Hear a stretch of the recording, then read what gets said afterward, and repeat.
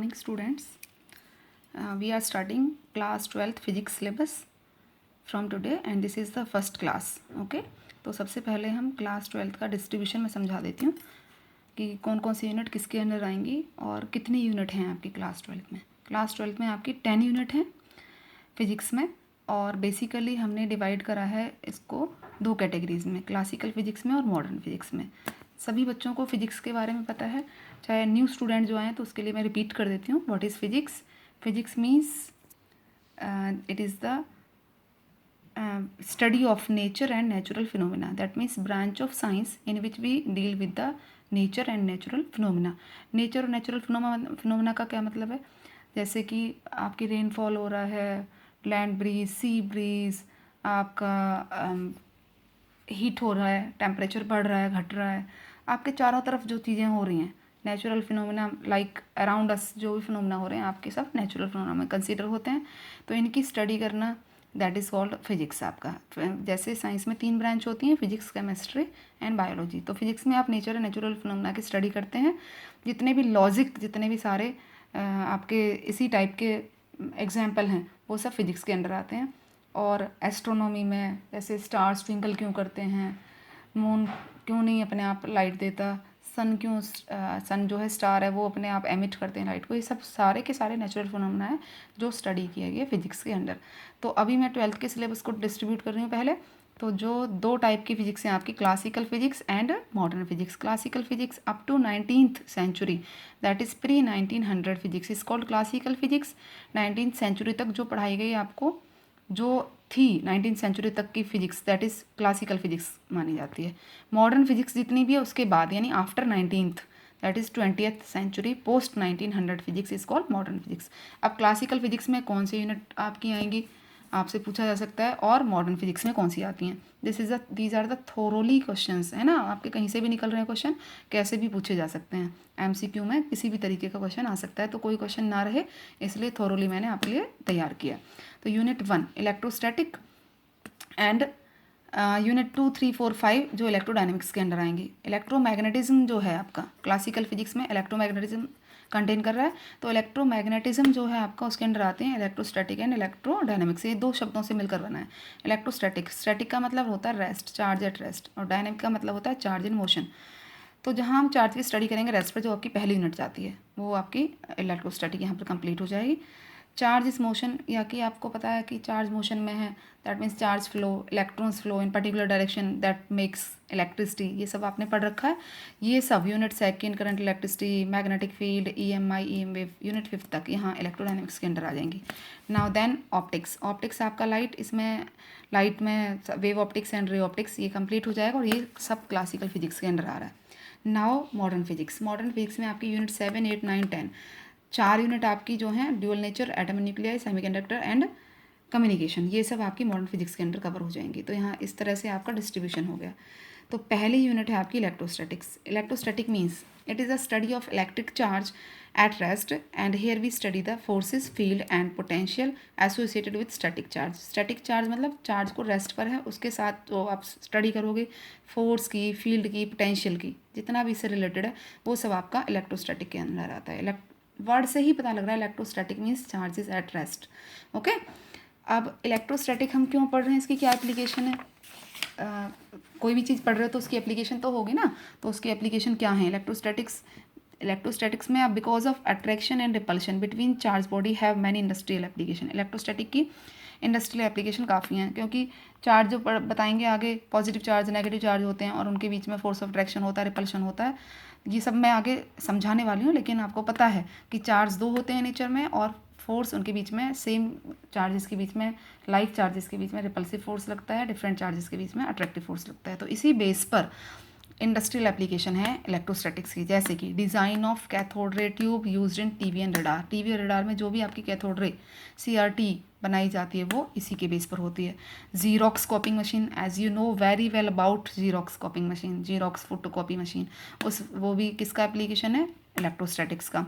Electrostatic loud speaker में, in electrostatic spraying of paint and powder coating, इसमें भी कौन सा यूज़ हो रहा है आपका इलेक्ट्रोस्टैटिक, क्योंकि जहाँ पर फोर्स ऑफ अट्रैक्शन लग रहा है तो वहाँ पर वो एडेसिव की तरह काम करने लगेगा. तो उस पर वो स्टिक कर जाएगा, अट्रैक्ट हो जाएगा। तो ये प्रॉपर्टी किसके अंडर आ रही है आपकी? इलेक्ट्रोस्टैटिक के ऊपर। In flies collection in chimneys just like as air cleaner, ये आपने पहले कहीं नहीं सुना होगा, मैं अभी नई चीज़ें बता देती हूँ। In flies collection in chimneys, chimneys में फ्लाइज कलेक्शन को कलेक्ट करने के लिए जो आपके जैसे सस्पेंडेड पार्टिकल्स होते हैं जो कि एनवायरनमेंट को पॉल्यूट करते हैं, तो क्या होता है चिमनीज में चैम्बर बनाए जाते हैं, वहाँ पर कंपार्टमेंट बनाए जाते हैं, वहाँ पर वो कलेक्ट हो जाते हैं फ्लाइज, तो हम उसको ओपन करके और उसको हम क्लीन कर देते हैं, तो वो एयर क्लीनर्स की तरह काम करते हैं। ये भी एक बहुत गुड एप्लीकेशन है इलेक्ट्रोस्टैटिक्स की। Several printing technology that is inkjet, laser printer etcetera, आपने लेज़र प्रिंटर, इंकजेट प्रिंटर सबके बारे में सुना है। इनमें भी, इन टेक्नोलॉजीज में किसका यूज़ हो रहा है? इलेक्ट्रोस्टैटिक्स का। अब हम अपने टॉपिक पर पहुंचते हैं इलेक्ट्रोस्टैटिक्स के। ओके बेटा, तो इलेक्ट्रोस्टैटिक का पहला टॉपिक है जो हम चार्ज पढ़ रहे हैं कि इलेक्ट्रिक चार्ज एट रेस्ट। तो व्हाट इज़ इलेक्ट्रिक चार्ज? पहला टॉपिक है इलेक्ट्रिक चार्ज एंड फील्ड, जिसमें मैं इलेक्ट्रिक चार्ज समझा रही हूँ। पहले electric charge, it is the intrinsic property of elementary particle that is electron, proton etcetera of matter which gives rise to electric force between various object. यानी ये क्या है? एलिमेंट्री पार्टिकल, जो आपके एलिमेंट्स के पार्टिकल होते हैं, कौन? आपके इलेक्ट्रॉन, प्रोटॉन, न्यूट्रॉन, मैटर के अंदर ये पार्टिकल हैं, एलिमेंट्री पार्टिकल्स एटम के अंदर, जिन जो क्या देते हैं? इलेक्ट्रिक फोर्स, यानी कि नेचर ऑफ फोर्स और इलेक्ट्रिक फोर्स के बारे में बताते हैं। ऑब्जेक्ट के बीच में जो फोर्स है वो कैसे लग रहा है, कौन सा फोर्स लग रहा है, तो जैसे फोर्स ऑफ अट्रैक्शन लग रहा है या रिपल्शन लग रहा है। चार्ज क्या है? चार्ज स्केलर क्वांटिटी है, और चार्ज को आप डिनोट किससे करते हो? क्यू से। चार्ज को किससे डिनोट करते हो बेटा? क्यू से। क्यू सिंबल है चार्ज का। इट्स ऐसा यूनिट इज कूलाम, कूलाम ने दिया था इसलिए उसी के बेस पर उसकी यूनिट कूलाम है। इलेक्ट्रॉन का चार्ज नेगेटिव होता है, प्रोटॉन का चार्ज पॉजिटिव होता है। इलेक्ट्रॉन का मैग्नीट्यूड और प्रोटॉन का मैग्नीट्यूड सेम होता है, बस डिफरेंस किसका है? नेगेटिव और पॉजिटिव का। तो इलेक्ट्रॉन का 1.6 इंटू 10⁻⁻19 कूलाम। सेम प्रोटॉन का भी इलेक्ट्रिक चार्ज इतना ही होता है, लेकिन इलेक्ट्रॉन के लिए आप नेगेटिव कहेंगे और प्रोटॉन के लिए आप पॉजिटिव कहेंगे। सीजीएस यूनिट ऑफ चार्ज क्या है आपकी? स्ट्रेटोकूलम। 2 टाइप ऑफ चार्ज होते हैं नेचर में, अभी एक्सपेरिमेंटली भी समझाए गए हैं कि किस तरह से 2 types of charge find out हुए। लार्ज स्केल मैटर जितने भी हैं आपके, बॉडीज़ हैं, हेवनली बॉडी हैं, जिसमें इलेक्ट्रॉन और प्रोटॉन क्या होते हैं? इलेक्ट्रिकली न्यूट्रल होते हैं। तो इलेक्ट्रॉन प्रोटॉन क्या हैं आपके? इक्वल होते हैं। इसका मतलब जो बॉडी है आपकी इलेक्ट्रिकली न्यूट्रल, इलेक्ट्रिकल न्यूट्रल का मतलब है कि इसके अंदर इलेक्ट्रॉन और प्रोटॉन्स की वैल्यू सेम है, ना कि ये मतलब है कि इसमें इलेक्ट्रॉन प्रोटॉन नहीं है। कुछ बच्चों को ज़्यादातर यही प्रॉब्लम होती है कि न्यूट्रल का मतलब समझते हैं ज़ीरो चार्ज। अरे ज़ीरो चार्ज का मतलब net charge zero, that means it has electron and protons in it, but they are in same amount, so that's why it is electrically neutral or having zero net charge. Okay, if अगर किसी body में access of electron है तो body has negative charge, और अगर protons हैं ज़्यादा तो result that means positive charge. अभी तक अच्छे से समझ में आ गया होगा ये सबको। 2 काइंड्स ऑफ इलेक्ट्रिक चार्ज होते हैं। About 100 years ago Charles Dufay of France showed experimentally 2 kinds of charge. Charles Dufay ने 100 years ago क्या दिया था? फ्रांस के थे वो, उन्होंने एक्सपेरिमेंटली शो किया था कि चार्ज जो होते हैं वो 2 काइंड्स के होते हैं। पहला एक्सपेरिमेंट, एक ही एक्सपेरिमेंट समझाऊंगी मैं, एग्जामिनेशन में बहुत ज़्यादा 5-6 एक्सपेरिमेंट की रिक्वायरमेंट नीड नहीं है, तो एक एक्सपेरिमेंट से आप क्लियरली समझ जाएंगे कि 2 काइंड्स ऑफ चार्ज एक्सपेरिमेंटली कैसे ड्राइव हुए। उन्होंने क्या किया?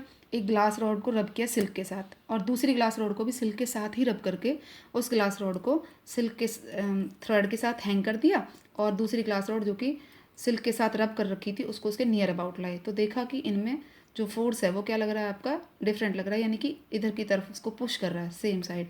यानी इन दोनों में कैसा फोर्स होगा? दो सेम चीज़ तो क्या करती हैं आपकी? रिपेल करती हैं। लेकिन जैसे ही ग्लास रॉड के साथ दूसरा लाता है, वो प्लास्टिक लाता है, एम्बर लाता है, कोई भी, तो उसके साथ वो जो एरो है वो ये आता है, यानी ग्लास रॉड उसकी तरफ चली जाती है, तो इसका मतलब अट्रैक्ट हो रही है। अगर इसका मतलब ये पता लग रहा है कि सेम तो हैं, जो रिपेल कर रहे हैं, डिफरेंट है वो अट्रैक्ट कर रहे हैं। लेकिन इस बात को कन्फर्म किसने किया? अगर हम फिर से क्या करते हैं, प्लास्टिक और प्लास्टिक रॉड ले आते हैं, सीट ले आते हैं, किसके साथ? आप वूल के साथ रब कर रखा है दोनों को, तो दोनों में फिर से क्या लगता है? पुश करती हैं दोनों, इन दोनों एक दूसरे को रिपेल करती हैं, तो इनमें फोर्स ऑफ रिपल्शन लग रहा है। ठीक है बेटा, तो इसी एक्सपेरिमेंट के बेस पर हमने ये कंक्लूड किया कि 2 टाइप्स के, 2 काइंड्स के आपके क्या होते हैं? चार्ज होते हैं, पॉजिटिव और नेगेटिव चार्ज। और लाइक चार्जेस आपके क्या करते हैं? लाइक चार्जेस रिपेल करते हैं, अनलाइक चार्ज अट्रैक्ट करते हैं। और ये क्या है? इसकी फंडामेंटल प्रॉपर्टी है, ध्यान रखना। This is a fundamental property.